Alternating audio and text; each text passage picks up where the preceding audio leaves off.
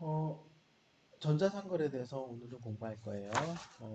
물류 관리 어떤 이슈 중에 이 전자상거래도 최근에 좀 대두된 이슈 중에 하나죠.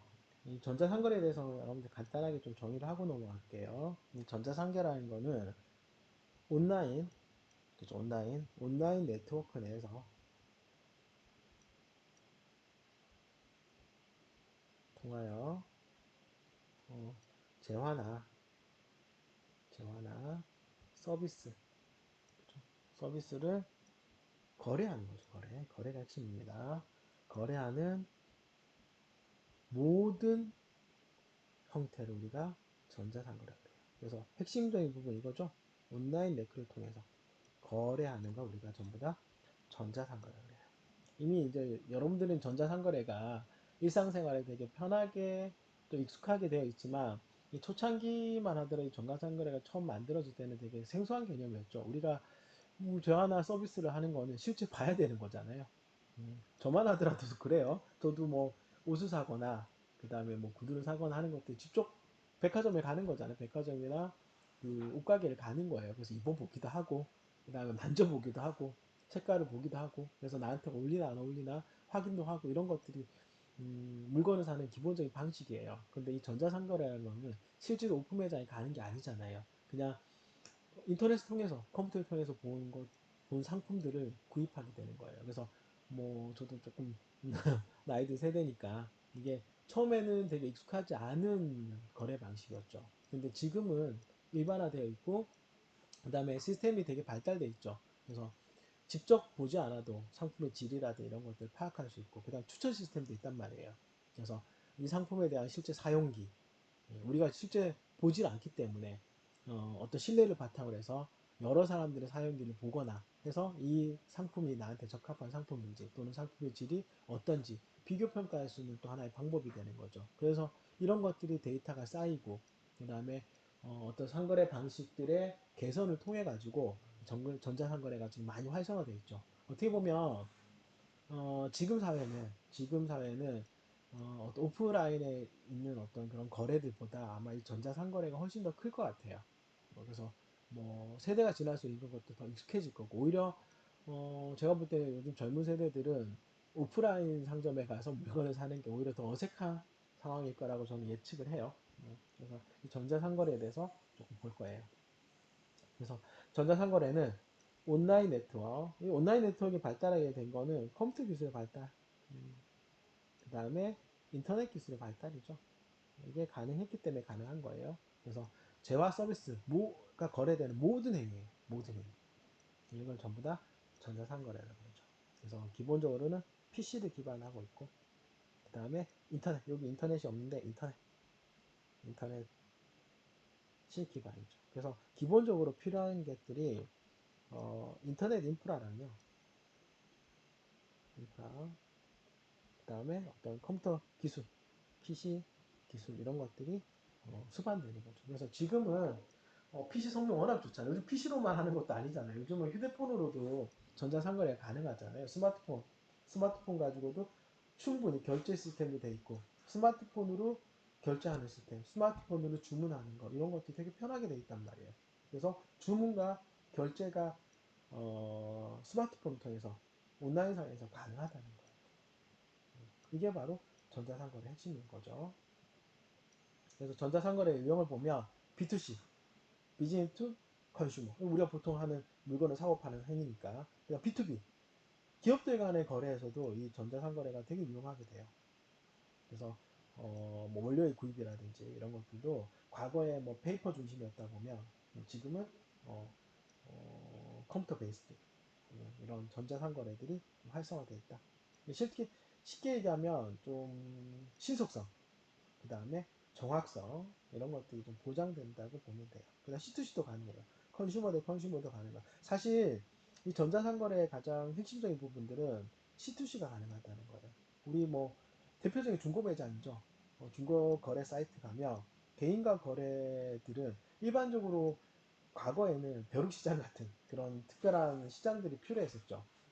개인과 개인이 거래할 수 있는 시장들을 오프 상태에서 마련해 줬어야 돼요. 그러면 흔히 우리 장날, 5일 장날 자기네들이 제휴한 것들 다 모아서 거기서 거래가 일어나는데 이 전자상거래가 활성화되면서 C2C 거래가 되게 활성화되는 거죠.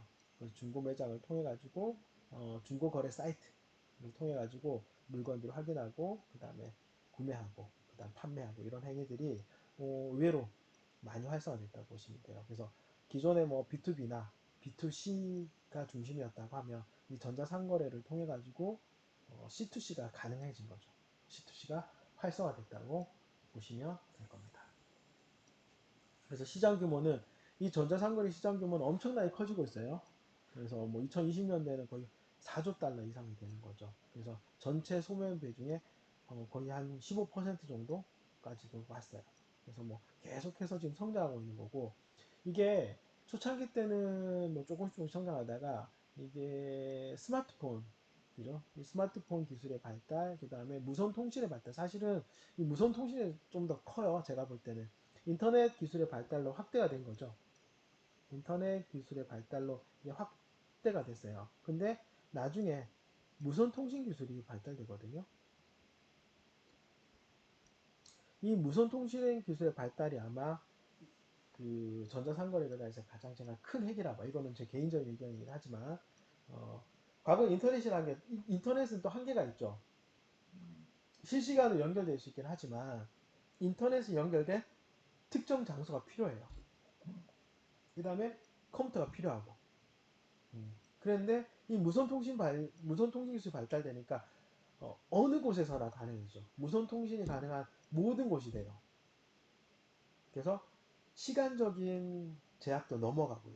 공간적인 제약도 넘어가는 거죠. 그냥 스마트폰만 들고 있으면 언제든지 쇼핑이 가능하고 언제든지 주문이 가능하게 된 거죠.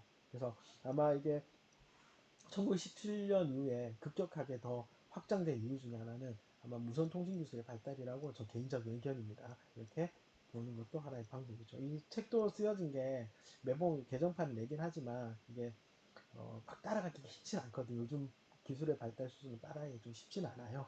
그래서 무선 통신의 기술의 발달, 그 다음에 스마트폰 시장의 확대. 요즘은 전화는 가정마다 있는 집도 있고 없는 집도 있지만 스마트폰은 거의 1인 1 스마트폰인 것 같아요. 그 스마트폰 부금도 워낙 높고 그다음 무선 통신 기술이 워낙 발달되어 있기 때문에 이런 그 전자상거래 시장들이 되게 활성화되는 것 같아요. 앞으로 점점 더 커질 것 같아요. 그리고 뭐 이 전자상거래가 따라오면 자연스럽게 예, 거래나 결제는 온라인상에서 가능하지만 물건을 온라인상에서 배송할 수는 없잖아요. 그러면 자연스럽게 전자상거래가 활성화되면 자연스럽게 따라오는 것들이 물류예요, 물류. 상품은 물류를 통해서 와야 되니까. 물류가 발달할 수밖에, 물리가 아니고 물류죠.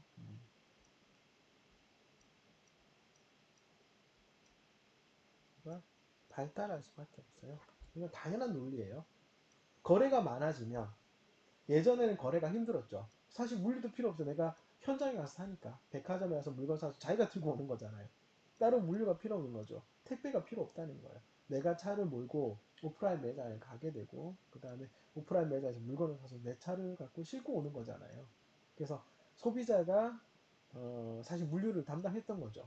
근데 전자상거래 가능해지면 온라인상에서 주문도 되고 온라인상에서 결제가 되기 때문에 그 나머지 부분들은 물류를 전문화한 물류 서비스들이 제공이 돼야 되는 거예요. 그래야지 내 손에, 그 소비자의 손에 물건들이 오는 거잖아요. 그래서 이런 것들. 그 다음에 뭐 잘못된 주문했을 때 반품하는 시스템들.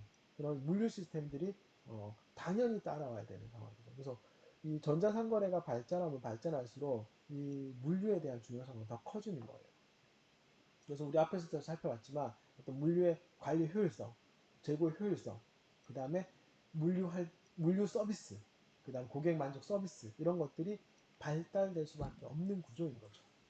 그래서 뭐 제가 자주 예를 드는 거지만 로켓 배송이라든지 신선 배송이라든지 이런 것들이 고객의 어떤 수요를 창출하거나 고객의 어떤 가치를 제품의 가치를 높여주는 거죠. 이런 것들이 뭐랑 연결될 때 전자상거래가 전자상거래하고 연결이 되면 더 빛을 발하게 되는 거예요. 그래서 이 전자상거래와 물류는 뗄래야 뗄 수 없는 관계고, 전자상거래의 발달은 물류산업의 발달 또는 물류의 중요성이 더 부각되는 상황이다. 이렇게 보시면 될 겁니다. 그래서 이 전자상거래 경제적 효과는 유통 채널이 되게 단순화되는 거죠. 온라인을 통해서 가능한 거니까. 막, 뭐, 시장도 가고, 백화점도 가고, 그 다음에 뭐, 마트도 가고 이런 게 아니라 되게 단순화되는 거예요. 그리고 시간과 지역의 제약이 없어지는 거죠. 시간과 지역의 제한이 없어진다는 건 물류가 이걸 따라가는 거야 돼. 제품이나 상품들이 배송이 돼야 되는데 이것도 시간과 지역의 제한이 없어야 되는 거죠. 그래서 물류 시스템들이 좀 더 발달하게 되는 거죠. 그 다음에 쌍방향 통신이 가능해요. 그래서 그 판매자와 소비자가 1대1로 바로 대응할 수 있는 거죠. 왜냐하면 중간은 필요 없으니까. 그게 또 가능하고. 그 다음에 고객 수에 대한 예측도 가능하게 돼요. 왜냐하면 인터넷으로 통신 기반을 이루어지면 고객에 대한 다양한 정보들이 쌓이게 되는 거잖아요. 우리 아마존 같은 경우 가면 이 사람들이 어떤 물건을 보는 패턴들, 물건을 사는 패턴들 이런 것들을 확인하게 돼요. 그러면 거기에 맞춰서 상품에 대한 마케팅에도 활용할 수도 있고, 그 다음에 할인 쿠폰을 준다든지 이런 것들이 아마존에서 일어나잖아요.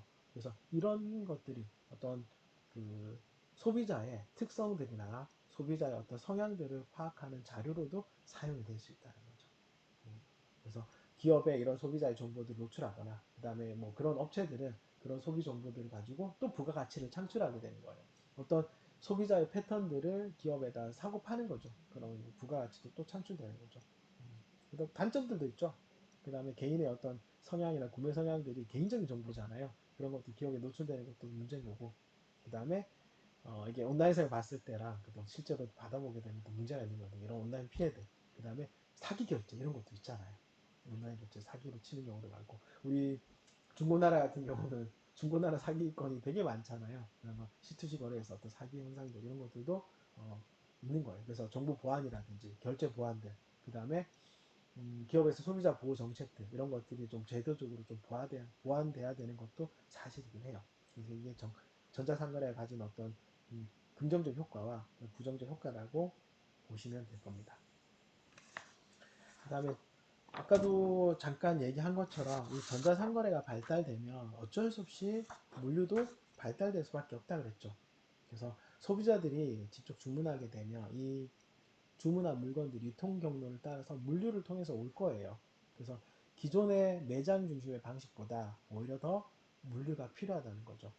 그리고 뭐 반송도 마찬가지고 여러 가지 형태들이 만들어질 거예요. 그래서 화물 취급이나 이런 것들이 또 신속하게 일어나야 되고 또 정확해야 되고, 그 다음에 어떤 소비자의 다양한 욕구들을 만족하는 방향으로 만들어야 되는 거죠. 그래서 고객 서비스 유지를 하고, 그 다음에 다양한 물류센터들을 확보해야 되고, 결국은 어, 물류 관리의 어떤 필요성이 증가되는 게 바로 전자상거래의 물류와의 관계예요. 그래서 이 전자상거래를 통해서 물류 관리의 필요성이 좀 더 증가하게 된다. 그 다음에 운송 방법도 마찬가지죠. 뭐 지금은 드론까지는 아닌데 뭐 미국 같은 데는 드론 배송도 지금 고민하고 있잖아요. 그런 것들도 한번 파악해 볼 수 있는 거라 보시면 될 거예요. 운송에 미치는 영향 마찬가지죠. 왜냐하면 시간과 공간의 제약을 줄여주는 방향으로 하기 때문에 인간이 배송하는 것도 한계가 있는 거죠. 자율주행 기술, 자동화 기술 이런 게 필요한 거죠. 그 다음에 앞에서도 여러 번 말씀드렸지만 이 데이터를 활용한 비즈니스가 점점 더 발달될 거예요. 어떤 개인의 소비 패턴, 나이대별로, 지역별로, 그 다음에 학력 수준에 따라서 좀 그 소비자의 어떤 그 세그먼트를 되게 다양화할 수 있을 거예요. 그래서 마케팅 기법 중에 마케팅의 세그먼트를 많이 자세하게 나누는 것도 되게 중요하거든요. 거기에 맞춰서 떤 고객의 니즈들을 파악해야 되기 때문에 어떤 소비 패턴이라든지 그 세그먼트들을 좀 잘 나눌 수 있는 특징이 되죠. 그래서 여기 나온 것처럼 뭐 드론이라든지 무인 배송 로봇 이런 것들이 이제 차세대 기술로서 계속 발전되고 있고, 이런 것들이 운송산업의 변화를 가져오는 거죠. 전통적인 운송 방법. 뭐, 택배 방법이죠. 택배 방법들. 그래서 이제는 내가 필요한 시간에 필요한 곳에서 받을 수 있다는 거예요. 지금까지는 사실 시간을 정할 수는 없잖아요. 배송하는 배송 기사의 능력에 따라 다르겠지만 뭐 요즘 그래도 레인지를 주잖아요. 뭐 2시부터 5시 사이 방문하겠다라고 하는 게. 왜냐면 사람들이 이제 지역적으로나 뭐 시간적으로 공간상으로 뭐 제약이 없잖아요. 이동할 수도 있는 거고. 이동하는 중에 주문도 가능하기 때문에 그 우리가 원하는 시간에 원하는 장소에 배달이 가능하다는 거예요. 내가 꼭 집에 있지 않아도. 그래서 이게 가능하게 만드는 거는 이런 무인 시스템이라든지 또 배송 로봇들이 만약에 활성화된다고 한다면 내가 원하는 장소에서 원하는 시간에서 받을 수 있는 택배를 받을 수 있는 방법들이 생긴다는 거죠. 그래서 어떤 도시 물류 사실 이건 뭐 뻔한 얘기예요. 물류가 지속적으로 증가한다. 그러다 보면 이 물류 문제로 인해 생기는 여러 가지 문제점들이 있죠. 규제들도 좀 다양해져야 될 거고 이런 것들이 결과적으로는 전자상거래가 활성화되면서 생기는 현상들이다. 그래서 이게 되게 멋있는 말이에요. 개인 맞춤화된 물류 비즈니스 모델이 앞으로는 등장할 가능성이 크다.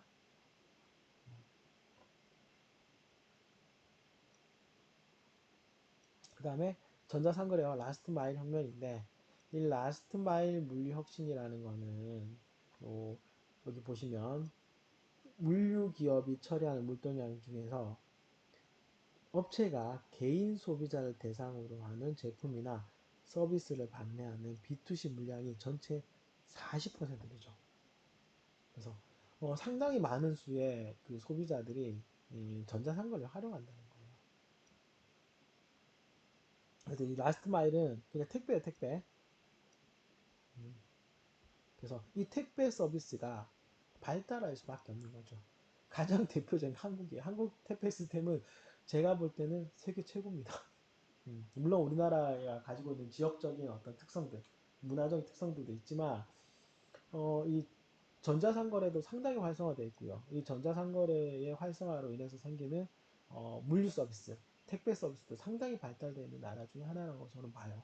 그래서 한국의 어떤 이런 택배 시스템은 아마 세계 최강일 것 같아요. 그래서 이런 것들도 같이 발달되어 있다. 시장 규모는 계속해서 증가하는 거죠. 그래서 뭐 택배 픽업이라든지 수송이라든지 분류 이런 것들이 계속해서 증가하고 있다.